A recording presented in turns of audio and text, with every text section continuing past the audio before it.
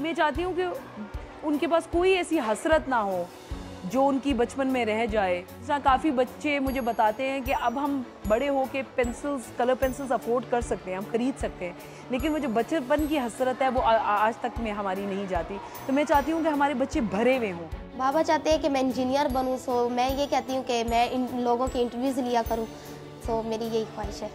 मुझे इतनी खुशी होती थी ना कि अल्लाह करे मेरे बच्चे भी स्कूल जाएं, मैं भी उनको यूनिफॉर्म, बुक्स वगैरह उनको स्कूल भेजूं, लाऊं।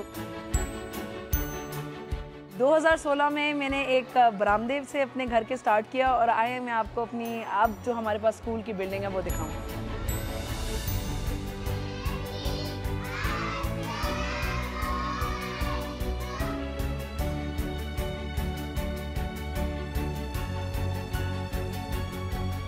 मेरी मदर और मेरी कॉन्वर्सेशन हो रही थी। मेरी मदर ने मुझे कहा कि सैरिश इस साल हम ज़कात किसको दें, और मैंने उस वक़्त माँ को कहा कि मामा हम लोगों को ज़कात हाथ में क्यों पकड़ा रहे हैं, हम किसी के ज़रूरतमंद के बच्चों को तालीम क्यों नहीं देते।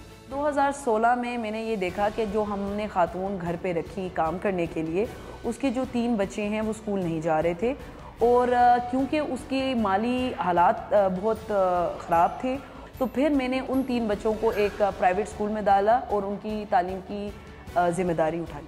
जब मैंने उनको स्कूल में दाखिल करवाया तो मुझे बहुत ही जल्द ही एहसास हो गया कि बहुत सी मुश्किलात का सामना मुझे करना पड़ रहा था।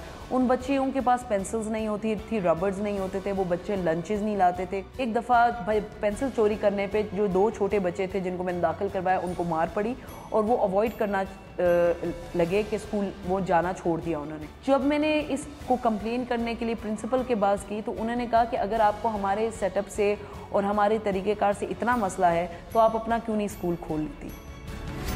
फिर मैंने रियलाइज़ किया कि अगर मैं इन बच्चों को पढ़ाना चाहती हूँ तो मुझे अपना सेटअप करना पड़ेगा।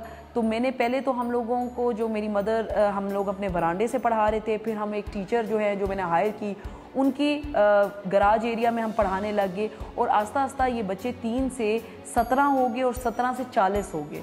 तो फिर मुझे एहसास हुआ कि मुझे कोई ना कोई फ्लैट को रेंट आउट करना पड़ेगा अगर मुझे इन बच्चों को लॉन्ग टर्म तालीम देनी है। अब हमारे पास 14 क्लासरूम्स हैं और हमारे पास एक हॉल भी है और 2 इंतज़ामिया के जो रूम्स हैं वो भी हैं। ज़्यादातर हमारा जो स्कूल है जो चल रहा है वो इसी तरह जो लोग साल के अंदर ज़कात निकालते हैं या मंथली डोनेट करते हैं, इसी से फरीज़ा चल रहा है। इस स्कूल में बच्चों को मुफ्त तालीम दी जाती है, उनको बुक्स, कॉपीज़ प्रोवाइड की जाती हैं, और उनसे ये कोई तवक्को नहीं की जाती कि वो किसी पर्टिकुलर यूनिफॉर्म के अंदर आए। उनके पास सिर्फ पेंसिल और वो उनको रबड़ वो ख़ुद ख़रीदते हैं। फरीज़ा में 220 बच्चे हैं, साल के एंड पे 240 हो जाएंगे जब हमारे एडमिशन्स कंप्लीट होंगे, और हमारे पास 15 टीचर्स हैं और 2 जो हैं खिदमतगार हैं जो फरीज़ा का रखवाली करते हैं। और हमारी जो क्लासेस हैं वो प्ले ग्रुप से क्लास 4 तक हैं, और क्लास 4 के बाद हम बच्चों की बुनियाद जब बना लेते हैं तो हम उनका दाखिला गवर्नमेंट स्कूल में करवा देते हैं। मैं यहाँ तक 4 क्लास तक पढ़ी, उसके बाद मैम शहरिश ने मेरा गवर्नमेंट 6 क्लास में एडमिशन करवाया। 4 बहन भाई हम पढ़े और बहुत अच्छा हम पढ़े, और बहुत अच्छा लगता है कि हम भी दूसरों की तरह स्कूल जा रहे हैं, पढ़ रहे हैं, और मुझे बहुत ज़्यादा शौक़ था स्कूल पढ़ने का। कभी कभी बाबा इंग्लिश में कुछ पूछना हो ना तो कहते हैं आमना बेटा ज़रा बात सुनो, मुझे ये समझ नहीं चीज़ आ रही, आप मेरी बात सुने और ये मुझे एक्सप्लेन कर दे कि ये कैसे होगा। सो पापा को जब मैं ये चीज़ सॉर्ट आउट करके उनका मसला ये सॉर्ट आउट कर देती हूँ तो वो बहुत खुश होते हैं और वो कहते हैं बेटा अपनी मेहनत जारी रखो।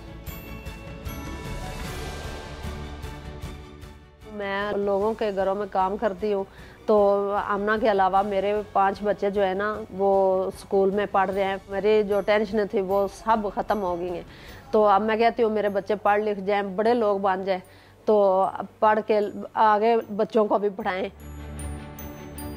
जब भी मैं स्कूल आती हूँ तो मुझे मेरा दिन बन जाता है, क्योंकि बच्चों को देख के हम उनके साथ कर क्या रहे हैं वो हम मुझे जब इतनी खुशी से मुझे हाथ मिलाने आते हैं, और तो मुझे बहुत खुशी होती है, और मुझे लगता है जैसे कि ज़िंदगी का एक मकसद पूरा हो गया।